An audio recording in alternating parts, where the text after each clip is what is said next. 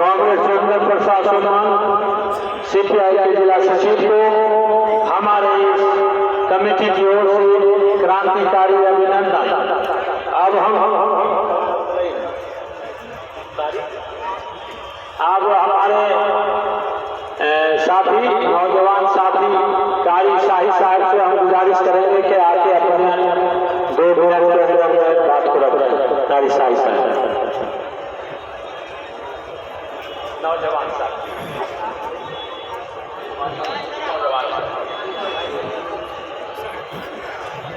हमारे नाज़िम इज्तिमा भी माशाअल्लाह नौजवान हैं, इसलिए बहरहाल नहमदहू व नसल्ली अला रसूलिहिल करीम अम्मा बाद। मोहतरम बुजुर्गों और दोस्तों, आज हम सब का यहाँ इकट्ठा होना हुआ है एक बड़े काम के लिए हुआ है, जिस काम को हमारी जो सरकार है, हमारी जो हुकूमत है, उस काम को खत्म करना चाहती है। और ये वो काम है जिस काम के मजबूती पे हमारा मुल्क भी मजबूत होगा, हम सब मजबूत होंगे। आप गौर करेंगे, अभी वकला यहाँ मौजूद हैं, आर्टिकल 13 को मैं पढ़ रहा था, उसमें जो बातें हैं वो बुनियादी हुकूक के बारे में, ये जो कवानीन और ज़ाब्ते हैं जिसके बारे में जो आज की हुकूमत है वो बुनियादी हुकूक का जड़ खोदना चाह रहे हैं ताकि ये खत्म हो जाए और जो एक जमहूरी मुल्क है, जो हमें बुनियादी हुकूक मिले हैं, वो तमाम चीजें खत्म हो जाए। इसी के लिए हम तमाम लोग यहाँ एकजुट हुए हैं और एक साथ गवर्नमेंट को, हुकूमत को ये बताने के लिए कि आप जो वक्फ के बारे में काला कानून ला रहे हैं, ये हमारे मुल्क के लोगों को मंजूर नहीं है, आपको ये कानून वापस लेना होगा। मोहतरम बुजुर्गों दोस्तों, ये सबसे बड़ी खुशी की बात है कि आप इस हिस्मत में जमा हुए हैं और साथ ही आप इस मुनज़्ज़म तरीके से यहाँ पे खड़े हुए हैं, धूप के तपिश को आप बर्दाश्त कर रहे हैं। ये आप बुजुर्गों की तायीद में खड़े हुए हैं, उनकी इताअत करते हुए खड़े हुए हैं। लिहाजा हमारे बुजुर्गों का जो हुक्म है वो ये हुक्म है कि ये जो जुलूस चलेगा वो बासलीके चलेगा, बातरीके चलेगा, एक इस तरह से जो लोगों के लिए नमूना बने चलेंगे और इंशाअल्लाह इस तरह से, और किसी भी तरह की नाराबाजी से हमको बचना है, बल्कि हमारे दिल के अंदर जो दर्द है उस दर्द को चेहरे से इजहार करते हुए हम कलेक्टर के करीब में जाएंगे, वहां उसको पेश किया जाएगा और जो हुकूमत है उस हुकूमत से हम ये कहना चाहते हैं कि आप इस कानून को वापस लीजिए। ये हमारे मुल्क के लिए बेहतरी नहीं है, सिर्फ मुसलमानों की बात नहीं है, बल्कि हमारे पूरे मुल्क का मामला है। आप इस तरह से कदम उठाते रहे तो याद रखिए, किसी शायर ने शेर कहा है कि मुफ़रदा जालिम मत किसी की आहे, मुफ़रदा जालिम मत किसी की आहे, दिल के दुख जाने से अर्श इलाही भी मिल जाता है। अगर वो अर्श इलाही में मिल गया तो ये कोई जरूरी नहीं है कि हमेशा ये कुर्सी किसी के लिए बरकरार रहे। मोहतरम बुजुर्गों दोस्तों, जमीयत उलमा समस्तीपुर और मुस्लिम पर्सनल बोर्ड की ये कोशिश है कि पूरे मुल्क में अमन चैन सुकून वाली जिंदगी अता फरमा दे, और साथ ही ये कि ये जो कानून है, जिस कानून के जरिए इंसानियत को नुकसान पहुंचेगा, जिस कानून के जरिए एक उम्मीद को बहुत बड़ा नुकसान है, उससे बचा जाए और उस कानून को वापस किया जाए। इन्हीं बातों के साथ मैं अपनी बातों को खत्म करता हूँ, लेकिन आखिर में फिर मैं आपसे कहना चाहता हूँ कि हमारा जुलूस जब यहाँ से चलेगा, इस वक्त कानून के खिलाफ में वो हम मुनज़्ज़म तरीके से चलेंगे, हमारी जो रहबरी कर रहे होंगे हम उनकी रहबरी में चलेंगे, सलीके से चलेंगे, किसी तरह का कोई आवाज नहीं लगाएंगे, करेंगे इंशाअल्लाह। अल्लाह ताला आपको जरूर फरमाए और इस काले कानून को, इस हुकूमत को से वापस करने वाले इसकी कोशिश है, हमारी कोशिशों को अल्लाह कबूल फरमाए। हम अब आपके बीच आरजेडी के मशहूर नेता राजेश कुमार ठाकुर जी से गुजारिश करेंगे कि चंद शब्दों बात को रखेंगे, बस 1 से 1.5 मिनट में अपनी बात को मैं रखूंगा। आंधियां लाओ, तूफान लाओ, तुम खोल में नहीं तपिश आए कि हर कतरा बोले गंगा जमुनी तहरीक जिंदाबाद, नरेंद्र मोदी जिंदाबाद। देश की जो शासन याद है, गंगा जमुनी तहरीक, हम तब भी आपके साथ थे जब जंग आजाद था, अंग्रेजों को भगाना था। हम तब भी बहुसंख्यक समाज के लोग और संख्यक भाई के साथ थे जब देश आजाद हुआ, जब देश का संविधान निकाला रहा, हम तब भी साथ रहे। जब नफरत की राजनीति करने वाले जो मोदी सरकार इस धर्म विशेष को मोदी जी के नाम पर टारगेट करके हत्या कर रही है, उस समय भी हम आपके साथ थे। जब NRC था, उस समय भी बहुसंख्यक भाइयों के साथ राष्ट्रीय जनता दल साथ थी। और आज ये प्रस्ताव जो कानून विरोधी है, जन विरोधी है, देश विरोधी है, राष्ट्रीय जनता दल आपके साथ है, पूरी ताकत के साथ है। साथियों, जिनका कि हाथ माफी मांगने वाला है, हमसे राष्ट्रपिता मांगते हैं, हमसे पूछ रहे हैं कि आप लोग सर्टिफिकेट दिखाओ, बताओ। इसलिए हम कहना चाहते हैं, राष्ट्रीय जनता दल की ओर से आप आश्वासन देना चाहते हैं, भरोसा दिलाना चाहते हैं कि तूफान एक कसम कर रही है रोशनी दिखाने की, हमें भी किसी आए समा जलाने की, कसम कर रही है घर मेरा जलाने की। मेरी तो आदत है आस्था बनाने की, आस्था बनाने की। कौमी एकता जिंदाबाद, इंकलाब जिंदाबाद, देश के संविधान जिंदाबाद। साथियों, अब हमारे बीच भारतीय कम्युनिस्ट पार्टी मार्क्सवादी के जिला समिति साथी राम आश्रय महतो से निवेदन है कि इस समर्थन में आए हुए उनका स्वागत करते हुए उनका आगमन करो। आदरणीय सभापति पूरे इस काट में भाग ले रहे तमाम किसान मजदूर भाइयों, छात्र जवान दोस्तों, तमाम क्रांतिकारी साथियों, मैं सबसे पहले आज आप देख रहे हैं जिस कदर आज देश का जो माहौल है और इस देश के माहौल को बिगाड़ने का काम किया जा रहा है। भारतीय कम्युनिस्ट पार्टी मार्क्सवादी इस माहौल बिगाड़ने के खिलाफ काम हम चाहते हैं। देश में जो देश है सभी लोग मिलजुल करके एक एकाबद्ध तरीका से रहे। और इसी बात को लेकर के आप देख रहे हैं जिस तरह से वोट के सवाल पर सदन के अंदर भी कुछ बातें हुए, हिंसा हुआ, लेकिन आप देख रहे हैं आज एक विपक्षी ताकत मजबूत होने के कारण आज इस देश में कुछ बात हो रही है। लेकिन लगातार जब से ये इस देश में भारतीय जनता पार्टी की सरकार आई है, जनता के जो मुद्दे हैं उसे भटकाने का काम करने का काम कर रहे हैं। इसलिए भाइयों, आज जरूरत है जो हमारा देश है, जो देश है, चाहे हिंदू हो, मुस्लिम हो, सिख हो, ईसाई हो, जो हमारा भारत का जो संविधान है, ये धर्म का संविधान है। धर्म के संविधान की रक्षा के लिए हम लोगों को एकजुट होकर के, एकताबद्ध होकर के संघर्ष करने की जरूरत है। और इस जो माहौल को देश में पैदा किया जा रहा है, इसके खिलाफ हम लोग संगठित होकर के आंदोलन को तेज करें। यही कारण हुए मैं तमाम लोगों को भारतीय कम्युनिस्ट पार्टी मार्क्सवादी जिला समिति की ओर से धन्यवाद बधाई देते हुए मैं अपनी बात समाप्त करता हूँ।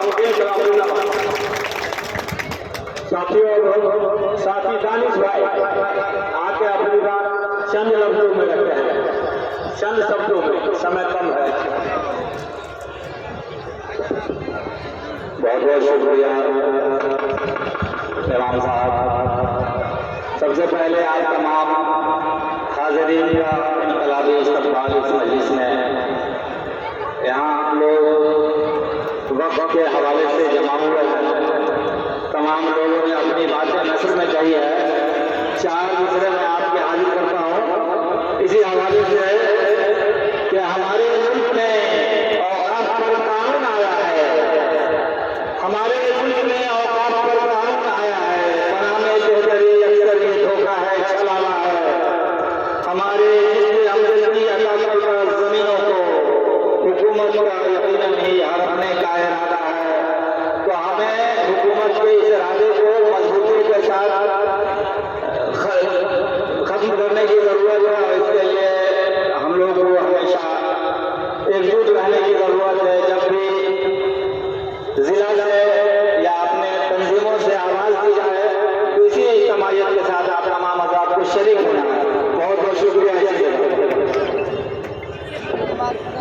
अब हम चाहेंगे आरजेडी के अध्यक्ष मोर्चा के नेता भाई अली अकबर साहब चंद लफ्जों में अपनी बात रखते हैं। इस वाकई के इंतजार में आप लोग आए, जिले से तमाम दूर दूर से आने वाले तमाम क्रांतिकारी महानुभाव का मैं क्रांतिकारी अभिवादन करता हूँ और आप लोग का खुशामदीद करता हूँ। मैं एक बात में अपनी बात को खत्म करूंगा कि इतनी सी बात हवाओं को बताए रखिए, इतनी सी बात हवाओं को बताए रखिए, रोशनी होगी चरागों को जलाए रखिए, इतनी सी बात हवाओं को बताए रखिए, रोशनी होगी चरागों को जलाए रखिए। लोगों को किसी हिफाजत की है, लोगों को किसी हिफाजत की है, शहीदों ने ऐसे शहीदों को सीने से लगाया।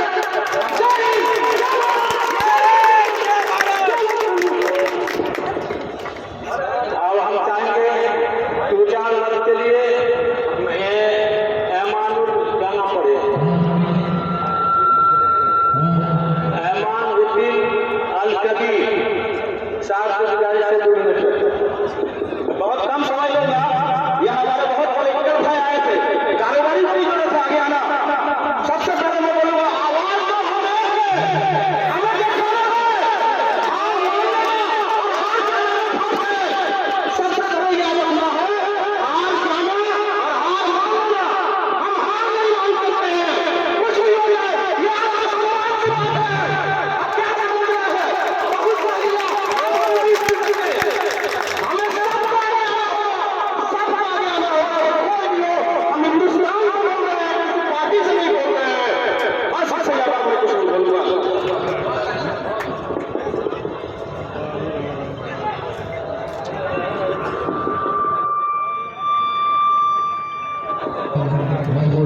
हाँ साथियों, अब हमारे साथी भाई बुरान साहब से गुजारिश है कि 2 लोग जाके अपनी बातों को रखें। साथी बुरान, अस्सलाम वालेकुम रहमतुल्लाह। अभी वक्त बिल के खिलाफ हम लोग जो आए हुए हैं, हम दुआ करेंगे अल्लाह रब्बुल आलमीन से कि हम लोगों के आने को जाने को अल्लाह कबूल फरमाए। हमारे बाप दादाओं ने मस्जिद के लिए, मदरसा के लिए, कब्रिस्तान के लिए जमीन वक्फ की, उसका सवाब, उसकी नीति उनको क़यामत तक मिलेगा। इसमें किसी को हक नहीं है, इसमें कोई मुदाखलत न करे। मैं मोदी जी, अमित शाह जी, आपसे ये दरख्वास्त करना चाहता हूँ कि माल महाराज का मिलने से होती, ये चीज हमारी है, हमारी रहेगी, इसमें आपको मुदाखलत करने का कोई तरीका नहीं। एक हदीस है, मैं आपके सामने बात को बता सकता हूँ, अल्लाह के रसूल सल्लल्लाहु अलैहि वसल्लम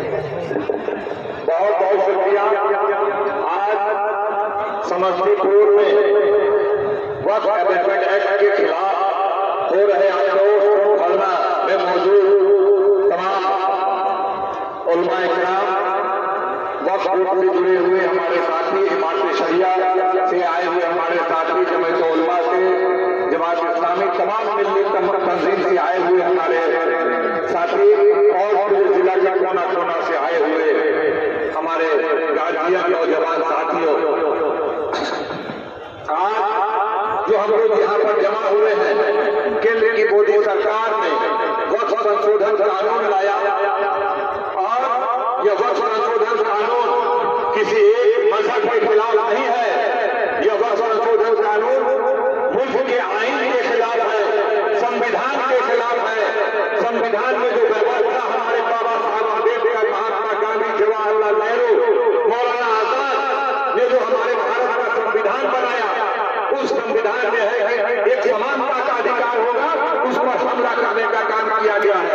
धार्मिक स्वतंत्रता, अपने हिसाब से मजहब का काम करना, उसका तंजीम बनाना, उसके लिए तमाम तरह के जो संचालन करने के तरीके हैं अपने मजहब के तरीके से करना, उस पर यह हमला है। इसीलिए इस बिल के खिलाफ सिर्फ इस देश के मुसलमान ही नहीं है, पूरे हिंदुस्तान के तमाम सेकुलर मिजाज के लोग जो संविधान पर आस्था रखते हैं, यकीन रखते हैं, तमाम लोग हैं। इसीलिए पार्लियामेंट में से मुसलमानों ने विरोध नहीं किया, 232 सांसदों ने विरोध किया। तमाम लोग इंडिया के ब्लॉक के जितने भी सेकुलर पार्टी के लोग हैं, तमाम लोगों ने विरोध करने का काम किया है। अगर मोदी सरकार को ये मनोवादी विचार के लोग हैं, अगर इन लोग कुछ करना ही था तो मठों की जमीनों में, मंदिरों के प्रॉपर्टी में दलितों को मेंबर बनाते, जिनको इन लोगों ने, मनुवादियों ने हजारों साल से अछूत बना करके रखा है, जिनको इन लोग, इस मनुवादियों ने जिस तरह से लोगों को, ओबीसी समाज को के साथ दोनों पोषण किया है, शुद्ध के श्रेणी में रखा है। अपने यहाँ यह लोग दलितों को मेंबर नहीं बनाएंगे, अति पिछड़ों को मेंबर नहीं बनाएंगे और चले आए हैं वक्त में अमेंडमेंट करने के लिए। इसके पीछे क्या वजह है? इसके पीछे की वजह को समझिए। इसकी दो वजह है। एक तो मोदी सरकार देश की संपत्ति को बेच रही है, जितने भी रेल से लेकर, सेल से लेकर, एयरपोर्ट से लेकर तमाम चीजों को आप देखेंगे मोदी सरकार ने बेचने का, गिरवी रखने का, नीलाम करने का काम किया है अडानी के नाम पर।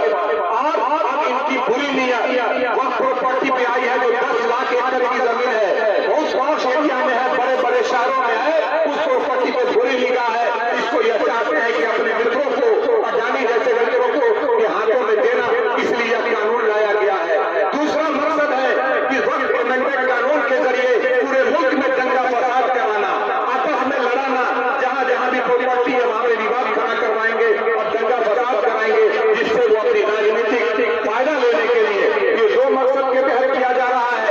हम लोगों को याद है जिस दिन पार्लियामेंट में पेश हुआ था यह कानून और विधानसभा में मुझे पार्टी की तरफ से बोलने को कहा गया था, तो हम लोगों को लगा था कि भाजपा पर भरोसा नहीं करेंगे, नीतीश कुमार पे भरोसा किया जा सकता है। तो विधानसभा में हमने बोला, मुख्यमंत्री जी सामने बैठे थे, हमने कहा मुख्यमंत्री जी पूरा देश आपको देख रहा है, आप अपने आप को समाजवादी नेता कहते हैं, आप अपने आप को सेकुलर नेता कहते हैं, आपका पूरे देश की निगाह है, आप चाहेंगे तो यह कानून पास होगा और आप ही चाहेंगे तो यह कानून रद्द हो सकता है।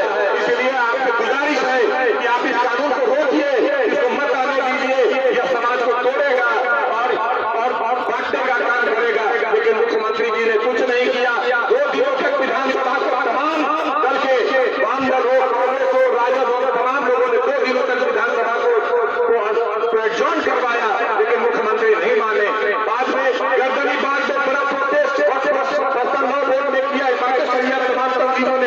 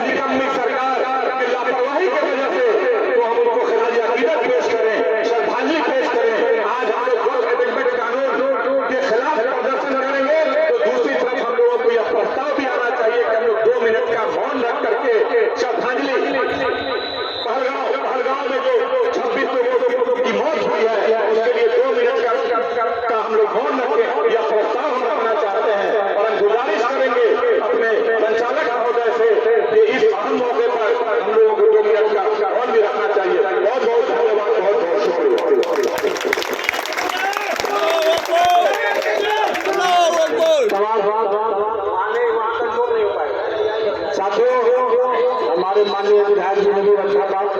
अब हम लोग लास्ट में जो बलवाना हमला में शहीद हुए हमारे देश के नागरिक, उनके लिए हम लोग मौन भी करेंगे, श्रद्धांजलि अर्पित करेंगे। साथ ही साथ क्योंकि अब हमारे रैली का टाइम हो गया है, हम चाहेंगे 2-4 लफ्ज़ साथी हमारे वसीम अहमद साहब, जो वसीम रजा जो मुखिया है सतमलपुर के, वो अपनी बात चंद लफ्जों में रखें। बहुत बहुत शुक्रिया। इस चर्चा की सदारत कर रहे हमारे डॉक्टर इमाम साहब और हमारे इस सभा में आए हुए दूर दूर से हमारे बुजुर्गाने दी और मेरे गांव के नौजवान और हमारे भाई अब्दुल सलाम साहब और हमारे सरिया के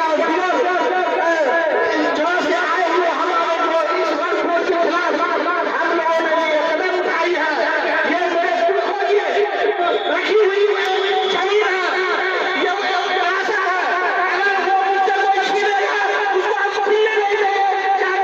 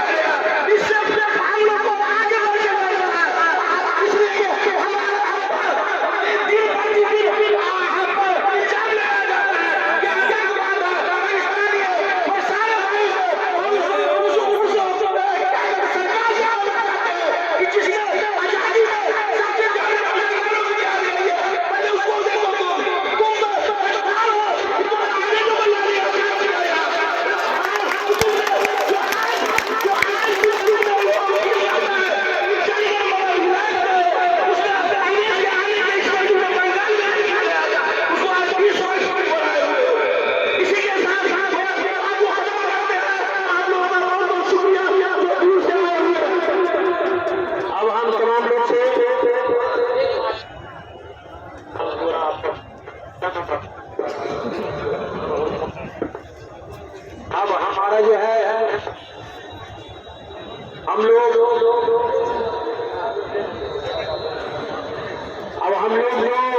पहलगाम में हमारे भारतीय नागरिक का आतंकवादियों द्वारा हत्या किया गया, उसके इसमें हम लोग 2 मिनट का मौन रख करके श्रद्धांजलि देंगे।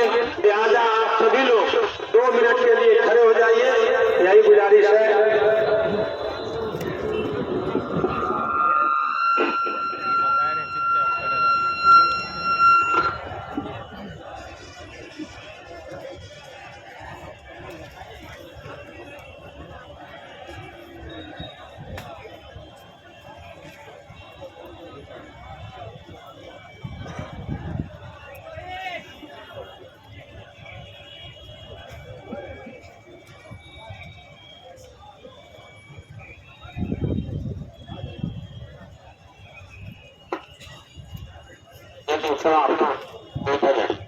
अब हम चाहेंगे 2 मिनट हो गया। मौलाना सलाउद्दीन साहब आप लोग का खैर मकदम करें और इन्हीं के साथ आप सभा की कार्रवाई जवाब देने के साथ खत्म होगी और हम लोग रैली लेकर करके कलेक्ट्रेट की ओर चले गए। बाइक वाली गाड़ी को सीधा आगे रखा जाए। अस्सलाम वालेकुम। मौका है आज हम मुस्लिम पाठशाला बोर्ड की हिदायत पर और हमारे शिक्षा पुकारी आज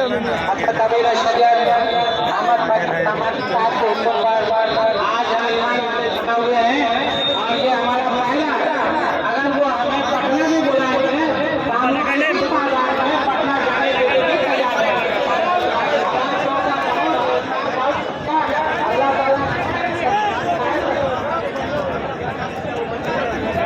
तमाम लोग को गुजारिश है कि मास्क को आगे और बैनर को आगे रखें और उसी में 2 लोगों को चलाएं।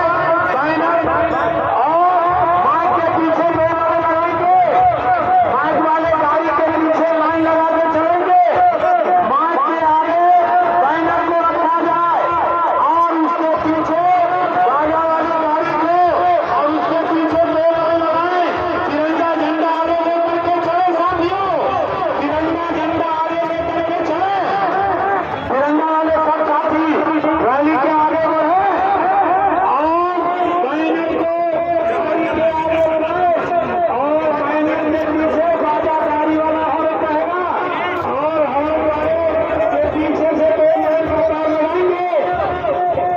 इंकलाब जिंदाबाद। जिंदाबाद। कहाँ के आगू बढ़े कब ने पीछे